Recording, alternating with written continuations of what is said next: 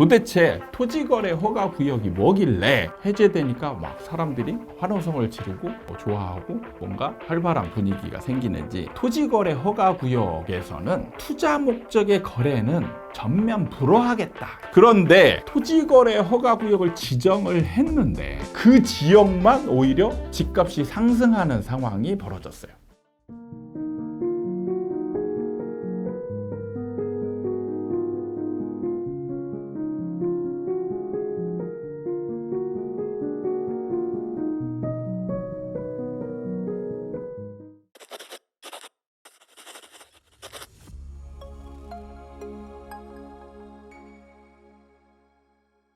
하나, 둘, 셋. 안녕하세요. 아파트 사이클 연구소 소장 이현철입니다. 오늘은 요즘에 가장 핫한 주제인 토지거래 허가구역 해제에 관한 내용을 가지고 다뤄보도록 하겠습니다. 얼마 전에 오세훈 시장이 지금 강남, 서울의 일부 지역에 있는 토지거래 허가구역, 지정되어 있는 이 구역을 해제를 검토하겠다라고 발표를 했습니다. 그 이후에 그 해당 지역들의 지금 움직임이 약간 심상치 않게 돌아가고 있는 형국들이 벌어지고 있고, 그 다음에 제가 이제 그 이후에 뭐 그냥 다른 주제로 영상을 계속 올렸을 때 댓글에 많은 분들이 토지거래 허가구역 해제에 관한 시장의 반응이나 방향들에 대해서 어떻게 변할 것인지 이 부분에 대해서 얘기를 해달라라는 요구들이 좀 많았던 것 같습니다. 실제로 그래서 지금 부동산 시장에서 가장 핫 이슈는 토지거래 허가구역 해제가 아닌가 이런 생각이 듭니다. 그래서 이 부분에 대해서 한번 얘기를 해보도록 하겠습니다. 이번에 토지거래 허가구역을 해제한 지역이 어디냐 발표가 났는데요. 서울 송파구 잠실동, 그리고 강남구의 삼성, 대치, 청담 등 국제교류 복합지구 인근 아파트에 대한 토지거래 허가구역 지정을 해제를 발표했습니다. 그래서 이른바 요즘 뭐 보면은 그 줄여서 이렇게 얘기하는 그런 문구를 참 잘 지어내는데 잠삼대청이래요. 잠삼대청. 잠실, 삼성, 대치, 청담 이렇게 불리는 국제교류 복합지구 일대와 압구정, 여의도, 그 다음에 목동, 성수, 주요 재건축 재개발 단지가 해제가 되고요. 그 다음에 신속 통합 기획 및 공공재발 후보지 등 총 65.25 제곱킬로미터 규모가 토지거래 허가구역 지정해서 이제 해제가 됐습니다. 다만 좀 이제 그 해제를 검토하면서 다시 과열이 될 수 있겠다 싶은 지역들은 남겨놨어요. 그게 어디냐? 대치동에서 대치의 개포 우성 1, 2차, 그 다음에 선경 미도 쌍용 1, 2차, 음마 삼성, 그리고 삼성동 진흥아파트, 그 다음에 청담동의 현대 1차, 송파구 잠실 주공 5단지, 그 다음에 우성 1, 2, 3, 4차 아파트, 아시아 선수촌 아파트 이 등은 그대로 남겨놨어요. 왜냐하면 이 지역들이 이제 다 재개발, 재건축이 진행이 되려고 하는 사업 추진을 하고 있는 지역이기 때문에 토지거래 허가구역 해제와 맞물려서 재건축 호재, 이게 맞물리면 또다시 과열을 일으킬 수 있다 이렇게 생각을 해서 이 지역은 남겨놨다고 하고 있습니다. 자, 그래서 일단 뭐 지금 그 지역들의 분위기가 간간히 신고가도 이루어지고 거래량도 좀 늘어나는 그런 느낌을 받습니다. 다른 지역들은 지금 이제 서울도 굉장히 시장이 많이 침체되어 가고 있는 중이에요. 근데 지금 이런 토지거래 허가구역 해제 지역만 약간은 뭔가 지금 상승 움직임도 보이고 거래량도 늘고 하는 움직임들이 보이는데, 일단 도대체 토지거래 허가구역이 뭐길래 해제되니까 막 사람들이 환호성을 지르고 좋아하고 뭔가 활발한 분위기가 생기는지 알아보도록 하겠습니다. 토지거래 허가구역은 일정 규모 이상의 주택, 상가, 토지 등을 거래할 때 관할 구청장의 허가를 받아요. 토지 거래 허가입니다. 그러니까 토지를 거래할 때 허가를 받아야 된다라고 지정하는 지역인 거예요. 이게 이제 기본 원리고, 그리고 그러면 허가를 해주는 심사를 받는다는 얘기잖아요. 그 심사를 받는 주 내용이 뭐냐? 그게 보면은 직접 거주 또는 운영 목적. 이것이 아니면 매수를 할 수 없도록. 그러니까 우리가 이제 부동산을 거래할 때 목적이 크게 보면 두 가지입니다. 실사용 목적이 있고 투자 목적이 있는 거예요. 그러니까 토지거래 허가구역에서는 투자 목적의 거래는 전면 불허하겠다, 이 얘기입니다.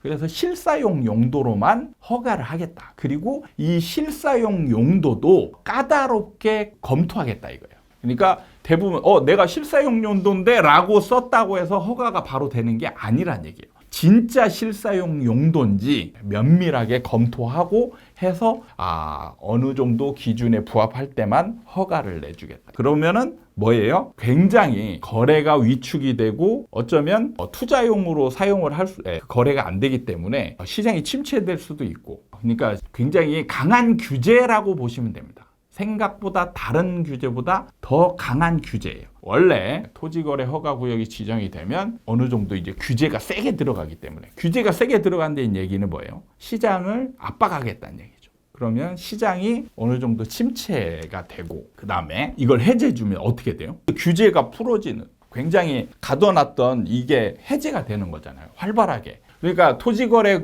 허가구역이 해제되면 어떻게 돼요? 투자 목적으로도 살 수가 있는 거예요.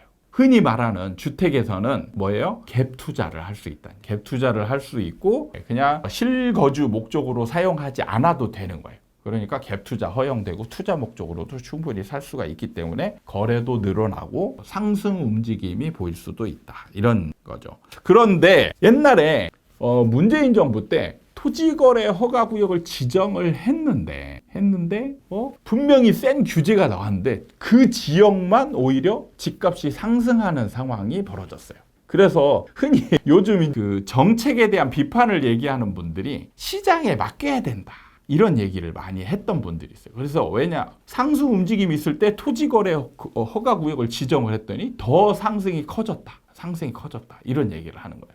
그래서 이런 것들을 굳이 지정하지 말고 놔뒀어야 된다, 이렇게 얘기하는 분들이 있는데, 이런 분들은 제가 이제 시장을 분석할 때 그동안의 시장을 오랫동안 연구하고 분석하면서 이 정책에 대한 효과들을 굉장히 많이 이제 연구를 했는데, 과연 이분들이 말하는 대로 아예 효과가 없으니까 지정하지 말자, 이게 맞느냐? 저는 좀 생각이 다릅니다. 그게 뭐냐면, 제가 이제 전에도 한번 이런 얘기를 했어요. 정책에 대한 얘기를 할 때 달리는 차와 비슷하다. 시장이라는 게 달리는 차와 비슷하다. 시장이 토지거래 허가구역이 지정되려고 하는 상황에 시장은 어떤 상태냐? 바로 차가 100km 이상으로 달리고 있는 그 상황과 거의 동일한 거예요. 그러면 여기서 놔두면 어떻게 돼요? 계속 100km 이상 과속을 하는 상태로 차는 계속 달리게 되겠죠. 위험해지는 거예요. 그런데 우리가 토지거래 허가구역 규제를 하는 거는 뭐냐? 바로 100km 이상으로 달리는 차에 브레이크를 밟는 거하고 같은 거예요. 브레이크를 밟으면 차가 바로 멈춥니까? 예를 들어서 차가 30m로 달릴 때 규제를 딱 하잖아요. 그럼 어떻게 돼요? 브레이크를 밟잖아요. 그럼 어떻게 돼요? 차가 바로 서버리죠. 그런데 차가 100km 이상, 150km로 달리고 있어요. 150km로 달리고 있는데 여러분이 급정거, 브레이크를 꽉 밟았어요. 그러면 어떻게 돼요? 스키드가 일어나요. 미끄러짐 현상이 일어나요. 그래서 브레이크를 밟아도 바로 멈추지 않고 일정 구간을 밀려나는 현상이 생깁니다. 시장도 마찬가지인 게, 시장이 150km로 달리는 속도처럼 막 시장이 과열되고 막 투기 현상이 일어나고 시장이 막 상승하고 있어요. 그럼 규제를 이제 딱 합니다. 규제를 한다는 건 브레이크를 밟는 거예요. 브레이크를 밟으면 이렇게 150km로 달리고 있던 시장에서 바로 그 효과가 나타날 수 없어요. 절대 그럴 수 없습니다. 밀림 현상이 생겨요. 밀림 현상이 생겨서 일정 구간은 상승을 더 하게 됩니다. 그러다가 어떻게 돼요? 브레이크를 밟았으니까 시장이 이제 그 앞으로 가는 힘을 점점점 잃게 되겠죠. 그러면서 하락으로 반전이 되는 거예요. 그래서 토지거래 허가구역이나 조정 대상 지역, 투기 과열 지역 이런 지역들의 규제는 시장이 과열되었을 때는 어느 정도 국가가 시장을 조절해야 되겠다 마음 먹고 있으면 그 스키드 구간은 무조건 일어나는 거예요. 그걸 막을 수 있는 방법은 없어요. 없습니다. 브레이크를 밟을 때 급정거를 할 수 있는 그런 브레이크는 없어요. 스키드가 일어난다. 그래서 그 구간은 무조건 일어난다라고 감수하고 하는 겁니다. 규제를 했던 부분들은. 그리고 지금 와서 이제 해제를 논하는 거잖아요. 해제를 논한다는 얘기는 뭐냐면 이제는 2020년, 21년처럼 과열된 상황으로 가지 않을 가능성이 많다라고 보는 거예요.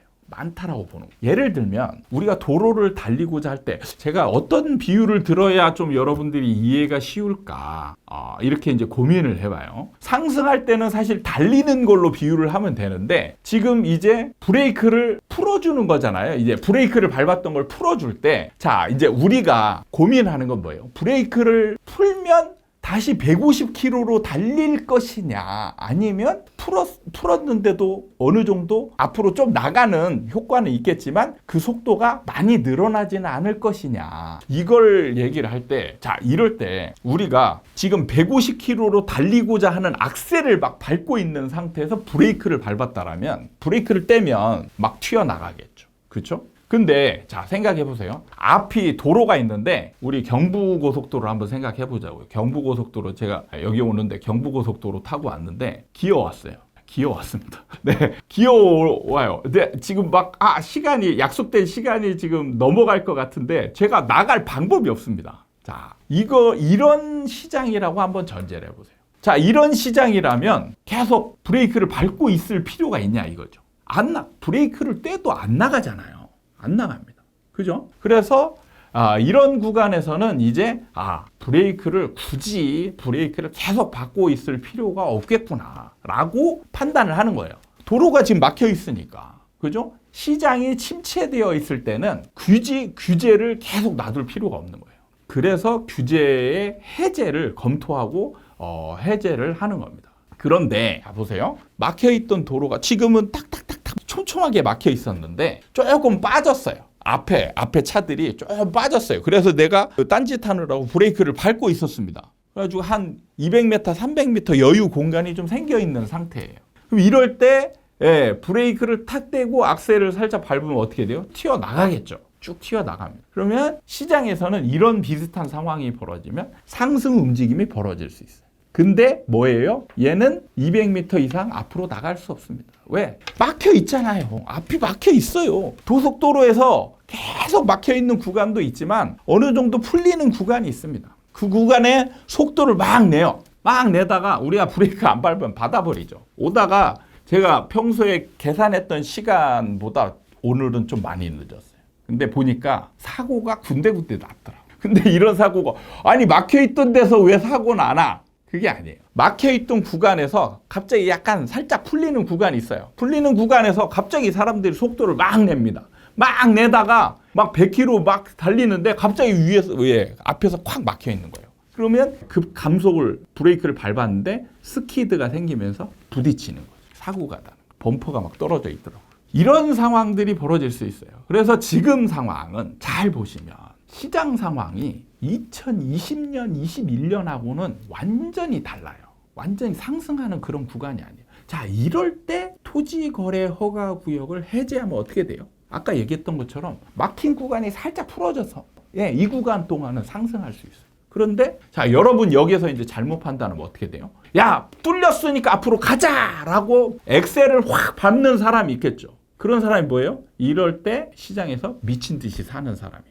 그런 사람은 어떻게 돼요? 사고 나요. 사고. 앞에 막혀있는 차에 부딪혀서 사고 나는 겁니다. 이런 거를 주의해야 된다. 그래서 토지거래 허가구역 해제로 인해서 엄청나게 상승할 것이냐? 저는 그렇게 보지 않습니다. 왜? 시장 상황이 다르다. 시장 상황이 다르고 왜 서울시장은 이 토지거래 허가구역을 해제했냐? 상승을 원해서 그러냐? 그렇지 않아요.